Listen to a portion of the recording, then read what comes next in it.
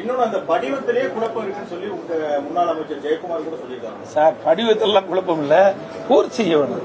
அந்த பூர்த்தி செய்வதற்கு தகுதியான PLO நியமிக்க வேணும். அதுல என்ன இருக்குது? 3 காலம் தான் இருக்குது, எல்லாருக்குமே தெரியும். அந்த 3 காலத்துல வந்து முறையா பூர்த்தி செய்வதற்கு அதுக்கு தான் நான் சொன்னேன். 4ஆம் வகுப்பு படித்தவர்களை எப்படி அவர்கள் PLO நியமிக்கப்பட்டா அந்த படிவத்தை பூர்த்தி செய்ய முடியும்? இதை யார் செய்வது?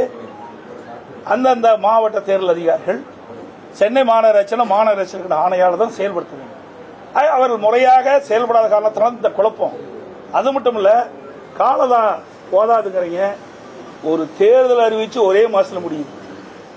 அறிவிக்கப்பட்ட 14 நாள்ல நாமினேஷன் தாக்கல் பண்ணி முடிச்சிடறாங்க. 14 நாட்கள் வாக்குகள் கேட்கிறோம். அது முடிஞ்ச பிறகு 3 நாள் கழிச்சு வாக்கு எண்ணி முடிச்சிடறாங்க. ஆக 30 நாள்ல தேர்தல் அறிவிக்கப்பட்டு தேர்தல் நடைமுறைக்கு வந்து நாமினேஷன் போட்டு அப்புறம் வாக்குகள் சேகரிக்கப்பட்டு வாக்குப்பதிவு நடந்து வாக்கு எண்ணிக்கை முடிவதே 30 நாள்ல. அப்படி இருக்கும்போது ஒவ்வொரு பாகத்திற்கும் ஒரு PLO நியமிக்கிறாங்க. அது குறிப்பிட்ட மாதிரி ஒரு 300 வீடுக்கு மேல இருக்காது. சுமார் 1200 வாக்குகள் வச்சிருக்கிறாங்க. 300 வீடுகள் தான் இருக்கும். அப்படி 300 வீடுகள் இருக்கின்ற போது கிட்டத்தட்ட ஒரு நாளைக்கு 50 வீடு என்று எடுத்துக்கொண்டால் கூட அவள் நேரடியாக அந்த 50 வீட்டில் இருக்கின்ற வாக்காளரை சந்தித்து இந்த படிவத்தை கொடுக்கறதா கூட ஒரு வாரம் தான் ஆகும்.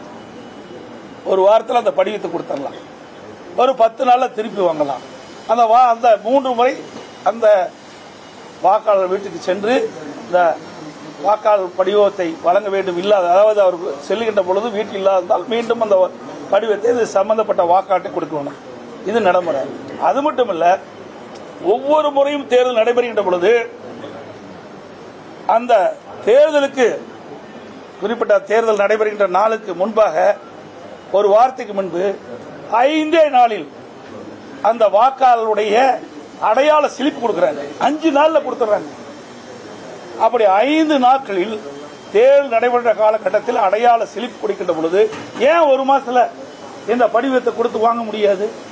அதை திட்டமிட்டு வேண்டும் என்றே அவதூறு பிரச்சாரத்தை பரப்பி வராங்க. சென்னை மாநகராட்சி மற்றும் பல்வேறு மாவட்டங்களில் இருந்த சட்டமன்ற தொகுதியில் குறைஞ்சபட்சம் எடப்பாடி என்ற 5600 பேர் இறந்தவர்கள் மட்டும் தொடர்ந்து வாக்காளர் பட்டியலிடம் பெற்றுள்ளார். எங்களுடைய கழகத்தின் சார்பாக இந்த SIR வருவதற்கு முன்பாகவே அதை இறந்தவர்கள் வாக்காளர் பட்டியலில் இறந்தவர்களை வாக்காளர் பட்டியலில் விடுவிக்க வேண்டும்.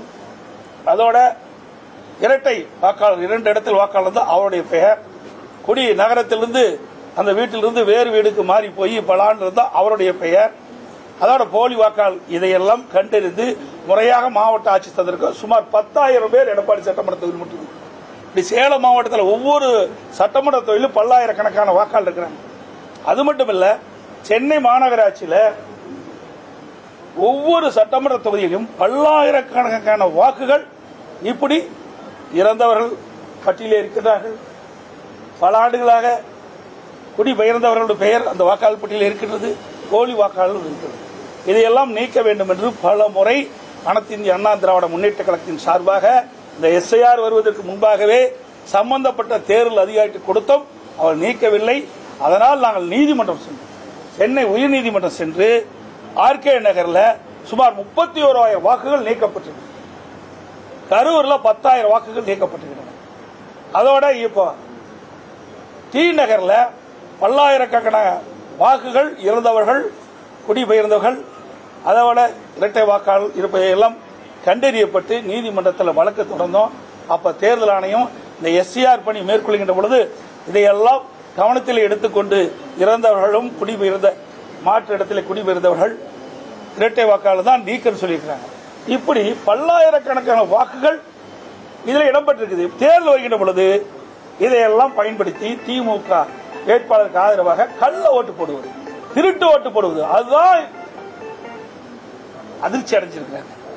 SIR பணி முழுமையாக நிறைவேற்றப்பட்டு விட்டால் இந்த இறந்தவர்கள் வாக்கை நீக்கப்பட்டு விடுவார்கள். அதில் முறைகேடாக இருக்கிற வாக்காளர் பட்டியலிருந்து விடுவித்து விடுவார்கள். அதனால திருட்டு ஓட்டு போட முடியாது.